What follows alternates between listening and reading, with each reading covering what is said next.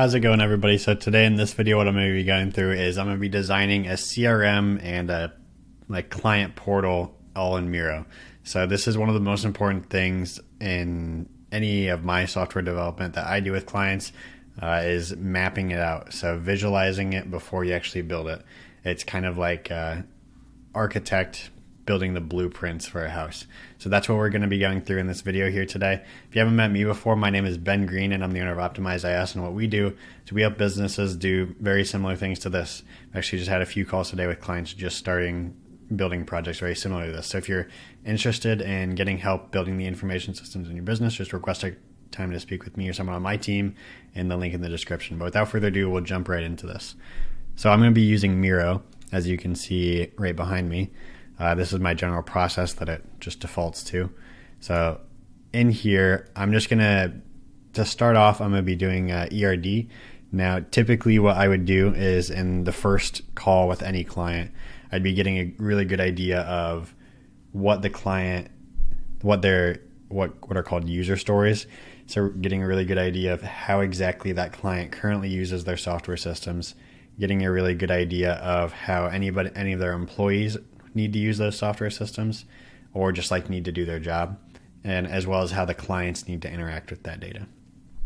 So I have somewhat of a mix, if you're into software development, it's like an agile or waterfall approach. It's kind of mixed between the two, but I always really do like to do mapping to start things off.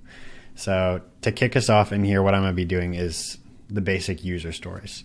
So the first user story is me, and me as a user, what I need to be able to do, I need to log in, and this is going to extend my team as well. So I need to be able to log in, and I need to easily be able to see clients.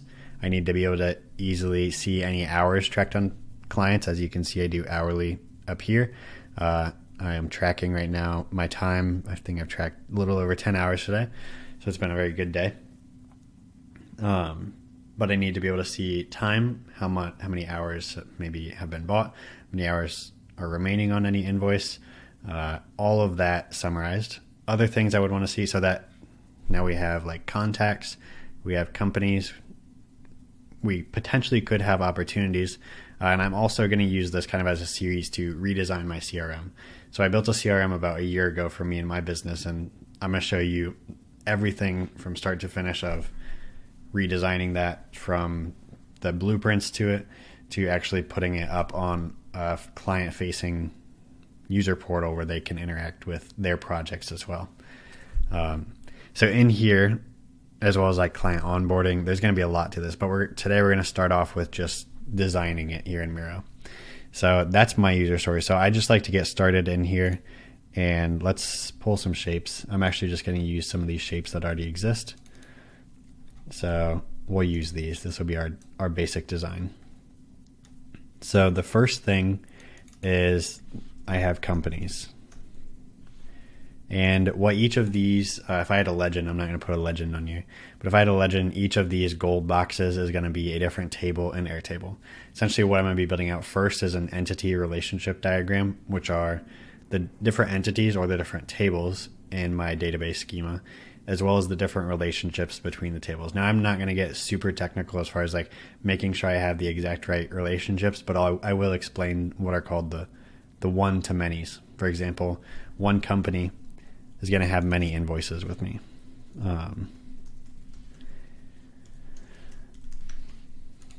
So one company, I always do them this way. So one company has many invoices, and let's make this a little bit bigger, just so you can easily see it as well for me.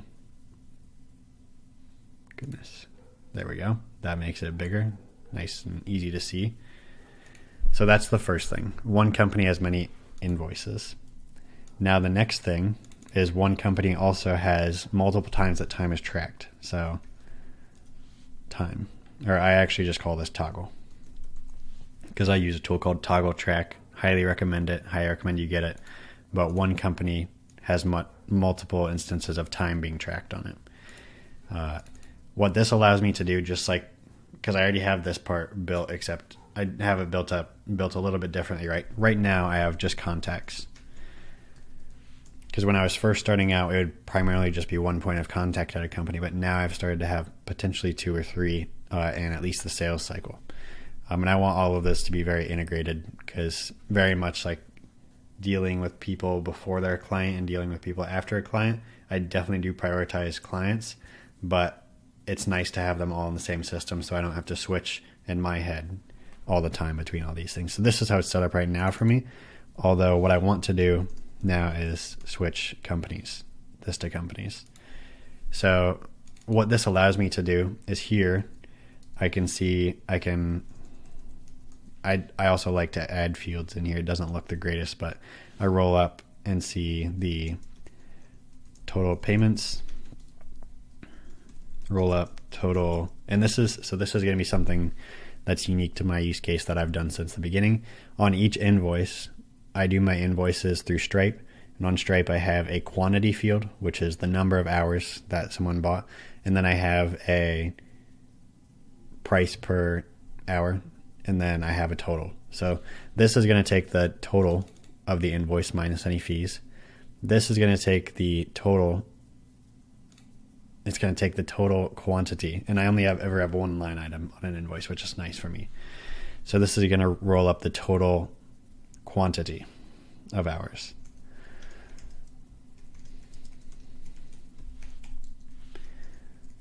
And then this last piece is going to roll up the total hours used. So that would be here in Toggl, and then I can have a formula to say the hours remaining. If I say hours purchased minus hours used, we'd have hours remaining. So that's just a real quick example of some of the things we can do with this. And that's a great start for this. I also know something else I track on companies are the people in them. So contacts. So I have companies that are linked to contacts.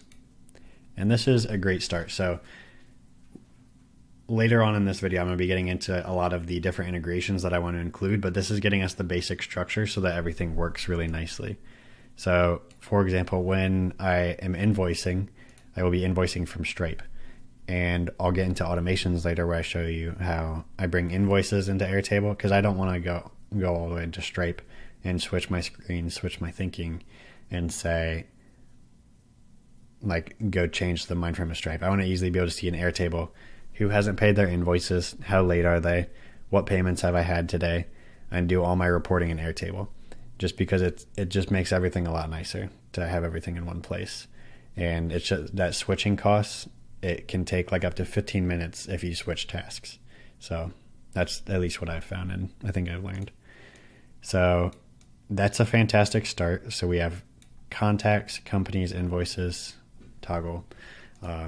How will all these be created is kind of the next question. And for me, there's always the question of how far do I take this?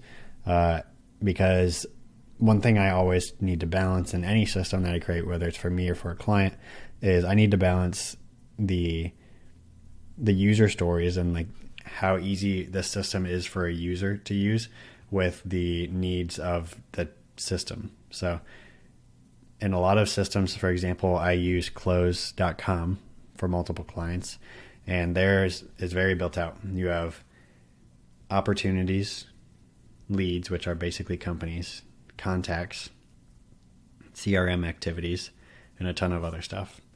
And that's probably the most built out. For me, I don't think I need to go to the opportunities stage. For me, an opportunity is really the same as a client. Like one client, I don't break it down into multiple different opportunities as of right now. Maybe at a future stage I would. But you could break this up into an opportunities stage as well, or an opportunities table. One company could potentially have many opportunities. Okay, so this is a great start. Another thing that contacts have, and this is something I currently have, are CRM activities. So contacts, one contact has many CRM activities typically. So a CRM activity could look like a few things. So type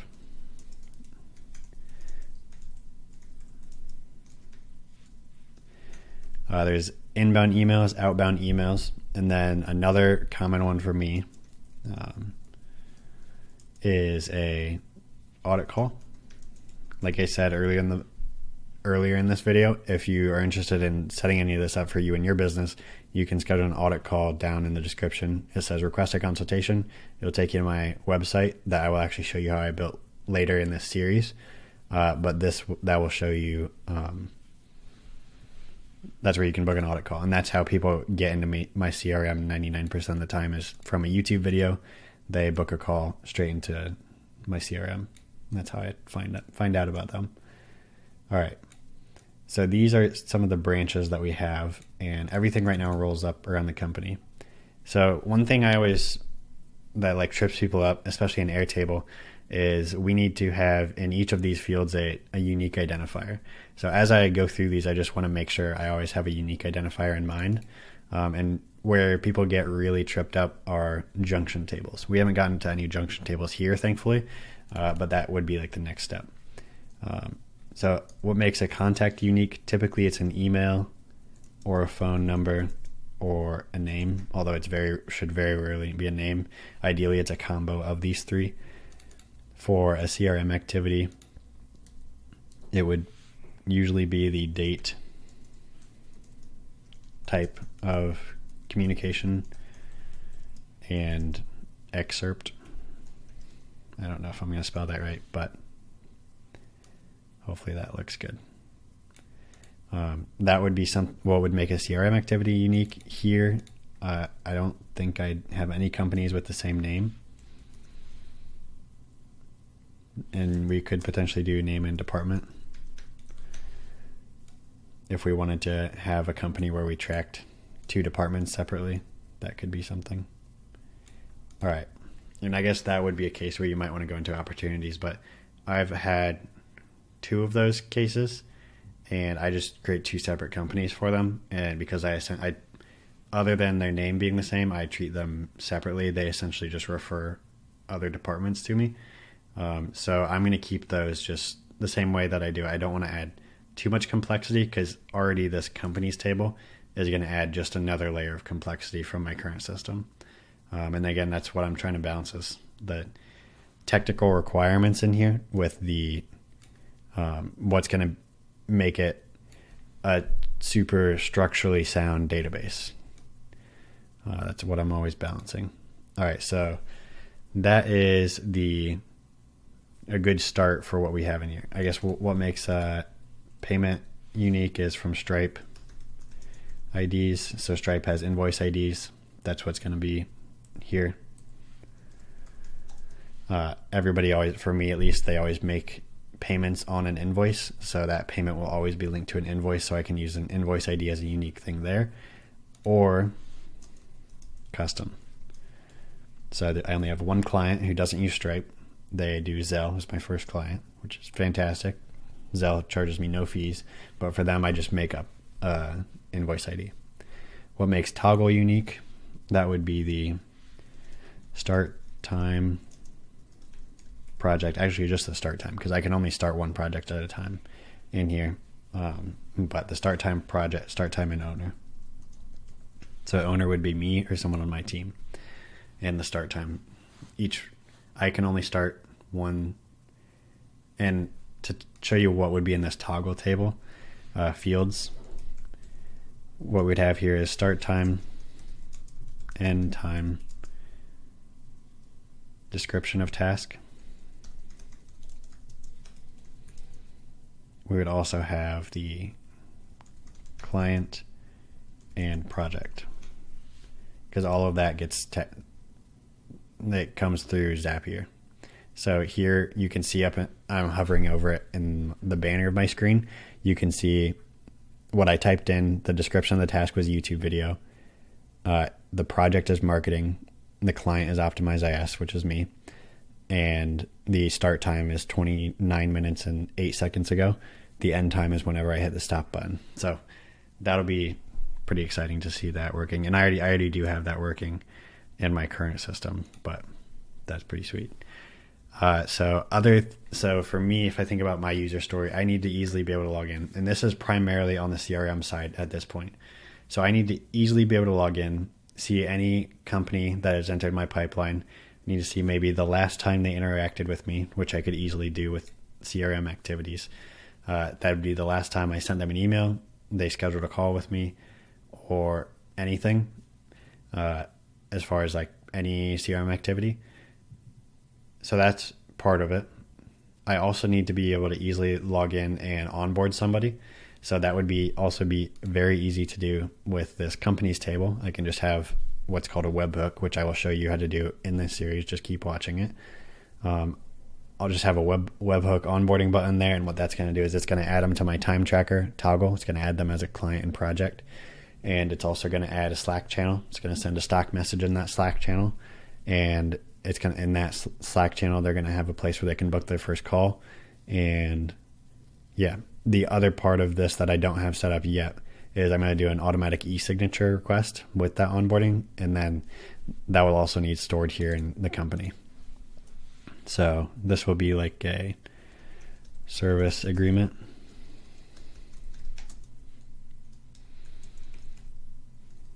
In status. So that will be stored on the company table. And yeah, so I need to easily be able to see, okay, how many hours have I sold? How many hours are remaining? I need to be able to easily see. So now we're getting into some of the reporting. So kind of how I'll set this up and stage this is this first part we're going through is the CRM. And this is just kind of how I think about the CRM. And then the next thing we're going to be going through is what I call a CMS. I don't think I'm abbreviating it right, but a CMS to me is a client management system. So that's how I'm going to manage all my client projects. And I think that's going to be closer to a agile methodology. But don't correct me on any of the specifics of the agile methodology. That's just what I learned in school a few years ago. And I've used concepts of it while applying this on client projects, and I've kind of just made my own system that works really well for me.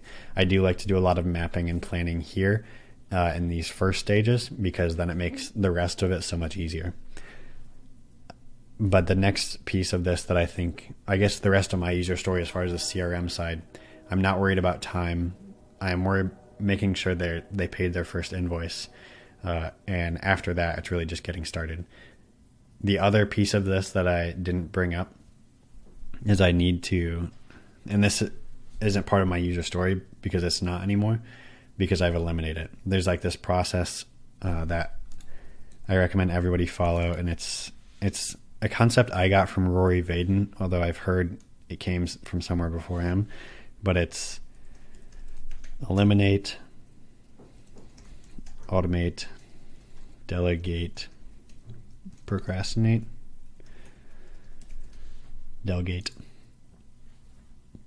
So this is like the general process: eliminate, automate, delegate, procrastinate. I typically like to add in here optimize, because obviously optimizeis. But this is a good process to follow. So the other part of this that I didn't include is this is really just a sales CRM so far. So this is only going to be working. What I didn't mention was somebody books a Calendly call, they get added in here. Someone emails me and it doesn't contain subscribe and it doesn't automatically get filtered to promotions or updates, it comes in here. So that's going to populate my contacts. That's going to populate my companies. That's going to populate my emails, inbound and outbound emails. And this should say audit call recap.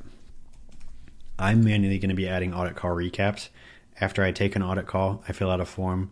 That's where I onboard people. That is where I take notes. That is where I store any call recordings. That way I can easily access them later on. But that is a good start for how this will look for the CRM side. The other part of the CRM is prior to the audit call.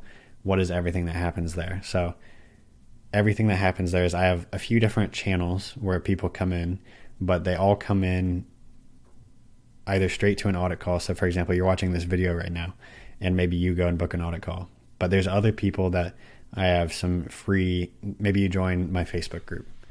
So there's my Facebook group, it's the Airtable community. And in here, I offer a free guide. So if you join this, there's questions on there and it says free guide. You want like 5 steps to grow your business with Airtable. Some people opt into that. They put their email and it gets added to my ConvertKit. I don't think about that anymore because it just happens. But I would also want to add in here people who came from that opt-in, as well as any opt-in pages in ConvertKit. And then I would also want to add CRM activities for ConvertKit. Just misspelled that. ConvertKit. As well, ConvertKit added and ConvertKit tags. So maybe if I have this robust sales CRM and I'm trying to generate leads as well, if I have a good way to see, which I currently have a tagging system in ConvertKit, if you join my email list and you click on any of the links in the emails that I send you, it's going to add a tag for you in my ConvertKit. And it will say, clicked on the website link. Because I think people who, 1, open the emails, 2, read the email, 3, click on the link, like you're probably interested in working with somebody about Airtable, or else you wouldn't be reading my emails. So, or working with people on generally systems. I don't always work with just people in Airtable. So I would want to see a holistic view of a contact. That's what I would want out of my Airtable system. And later on, I might get into more cool stuff with getting leads.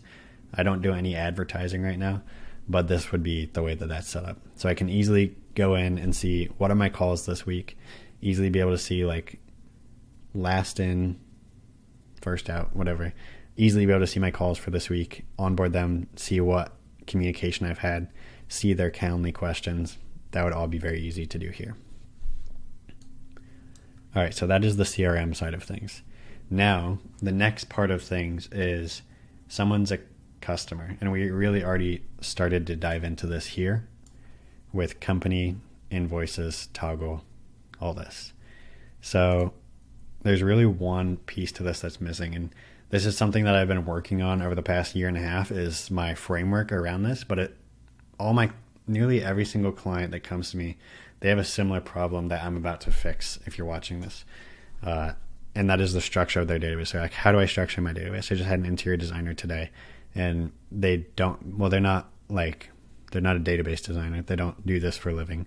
So it makes sense. They don't know how to set this up. How do they manage projects in Airtable? How do you manage tasks? For them, it's like, how do you manage the products that go on the projects for their clients?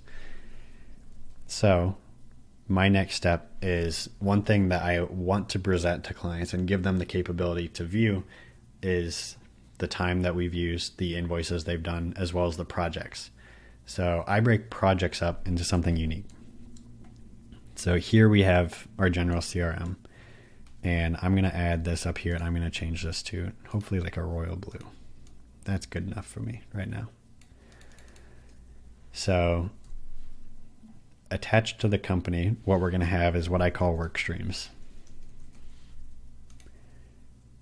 And what a work stream to me is these gold squares down here, these gold tables. That's my CRM. That's what makes me money. And how I deliver the service is going to be what's in blue. That's what's on like the back end. So work streams to me, everything in gold is one work stream. That's my CRM. And everything that I'm going to be putting in blue is another work stream. That's my, again, I call it CMS, a client management system. And those are 2 different work streams. Another work stream that I get requested a lot is a financial tracker. Another work stream that I get requested a lot is a marketing manager or content distribution system. My favorites, though, as you might be able to tell based on this video, are CRMs and CMSs. So here, designing the different things in the CMS, we have work streams. And now that I'm seeing how long this video is going, I think the next video is going to have to be designing all the automations on this, because I want to go in as much detail as I can on this so that you can understand how I think and how this is going to be set up in case you're building along with me. So here in work streams, what we're going to have, just as a few examples, few example, and I guess the user story before we even get in, because I've already thought about some of this, and so I'm building it based on what I know, not necessarily the user story. But what I took from Agile and how I build these systems is I try to compartmentalize them into the different departments in a business. So there's like the sales team, there's the service delivery client fulfillment team, there's the marketing team. They can all live in Airtable just fine, but I need a way so that they can manage their own processes all on their own. So here, what I need to define are, what are those different departments? What are those different projects that we're going to be building processes around? Some clients, it's just one system, which is great. Other clients, it's a few systems here and there. Typically, it's 2 to 3 systems. So some examples of this are a CRM, and I keep not telling you what the user story is. So the user story is, I need to easily be able to work with my team on these projects and break them down in a compelling way and give my team clarity so that I can delegate tasks without a ton of questions coming back to me, and they can update those tasks without directly telling me, and I can provide these tasks and these projects and the clarity around the systems we're building to the client without them directly talking to me. So the big goal here is taking everything that would normally be in my brain if I were a freelancer, putting it into a system that works like I've trained my brain to work around my business, and making it in a way where a client can log in and see all of this and only the information that they need to see. So that's what we're doing here. So the first thing that we have here is our work streams. So work streams are a CRM, CMS, finance tracker, and a marketing system. So those are work streams to me. Now, how do we break apart the other things? Now, this is going to get a little bit complicated because there's going to be a few different relationships we're going to have to build into here. But when I'm designing a work stream, and this gets more into the software development side of what I do, and actually managing multiple software development projects. But anyways, we have work streams, and then we have user stories. So I've went through, if I'm building a CRM, there's the user story of me. There's the user story of my client going through my funnel. For the CMS, there's the story of me as the admin, as the technical consultant, as the CEO. I need to be able to log in and see exactly what I need to be able to see and do exactly what I need to be able to do. My employees need to be able to log in and see exactly what they need to see, do exactly what they need to do. And then also my client needs to be able to log into their system and see exactly what they need to be able to see about the projects, provide the feedback in the places they need to provide the feedback, and understand how I think about these systems in a way that makes sense to them and that feels very personal to them. So that is exactly what's next. So what I just laid out were myself, the customer as a prospect, the customer as a client, and an employee on my team. And right now there's just those 4. Eventually there could be an admin person on my team who needs to see more than just them. But right now there's those 4 things. And what those are user stories. Actually, those are users. Those are users of a system. And work streams right now, they could be tied to user stories. Users, I'm getting ahead of myself, but I'm not going to yet. So these are going to be linked to user stories. So one work stream has many user stories. For example, I just laid out a few for a CMS. I could lay out a few for a financial tracker or a CRM or whatever that looks like. User stories have a user. One user might have many user stories. And here I'm getting into what are called one-to-many relationships. And that's just how I've trained myself to think again. So I know one user, if me as the CEO or me as the admin, I need to be able to log into a few different systems and see. So I'm going to have multiple user stories potentially. As well, could one user story have multiple users?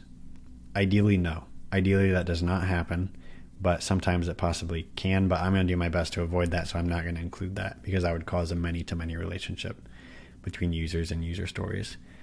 If there were two people using a system, you would have to think about it in a way where you could, I think the word is disseminate, but separate those two user stories into two separate user stories and uniquely describe the experience of one user story of one user in one of these work streams. All right. So then we have user stories. And what we need to do as optimizeis is I need to take those user stories and I need to break those, what typically people would call business requirements, and break them down into the technical components. So an example of a user story is I need to be able to log into a financial tracker and see these 5 KPIs that I really care about. Or I need to be able to log into a CRM and see my calls for this week as a salesperson. So the calls for this week is creating an Airtable view, but that's also creating an automation to send Calendly leads to Airtable. So what this is going to be are technical requirements. So user stories have many technical requirements linked to them. And probably one technical requirement could have multiple user stories, but I'm not really going to focus on that edge case for this. So the next thing is, I think this is like the next big thing. I think these are called epics in Agile project management. Don't quote me on that. I don't remember. But the next way that my brain thinks, and this is where I lean on the Agile side. And for example, when I mentioned waterfall versus Agile, waterfall is very much like following a process similar to this and doing one stage in entirety, then moving to the next stage, doing that in entirety, then moving to the next stage, and like falling down the waterfall, not going back. It's very hard to swim back up a waterfall, and there's also great costs to swim back up a waterfall. But in Agile, it's moving very fast. So for me, I like to map things out heavily in the beginning, because this really makes sure that we're on the same page as far as like what's happening in your business. That's everything that happens here, is just really focused on like what happens in your business. So after we map it out, that's a different story after that. So after we map it out, I like to have things move quite a bit faster.